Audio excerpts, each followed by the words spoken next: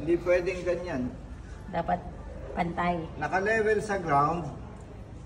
No, hindi mo kailangan sukatin yan eh. Ramdam mo naman yan eh. Pantay. Naka-level. Sige po. Tapos pag sinilip mo, straight yan oh. Tapos 45 degrees. Tapos, nakaganon ka dapat para masunod yung gusto ng... Okay. Sige ko. Yan. So, meaning, naka-angle siya ng 45.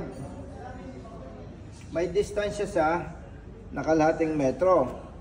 Tapos naka-level ito, hindi pwedeng ganon, hindi pwedeng ganon, dapat naka-level siya. Pag sinilip mo, align, 45 degrees. Tapos pag ganon ang hawak, dapat, para masunod yung tama. Yan. Sige, pakita natin yan. Yung nag-viral, hindi ganyan ah. Hindi pwedeng ganyan. Dapat pantay. Naka-level sa ground. No, hindi mo kailangan sukatin yan eh. Ramdam mo naman yan eh. Pantay. Naka-level. Sige po. Tapos pag sinilip mo, straight yan oh. Tapos 45 degrees. Tapos, nakaganon ka dapat para masunod yung gusto ng... Okay. Sige ko. Yan. So, meaning, naka-angle siya ng 45. May distansya sa nakalahating metro.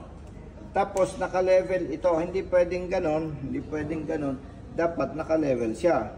Pag sinilip mo, align, 45 degrees. Tapos pag ganon ang hawak, dapat, para masunod yung tama. Sige, pakita natin yan. Yung nag-viral, hindi ganyan ah.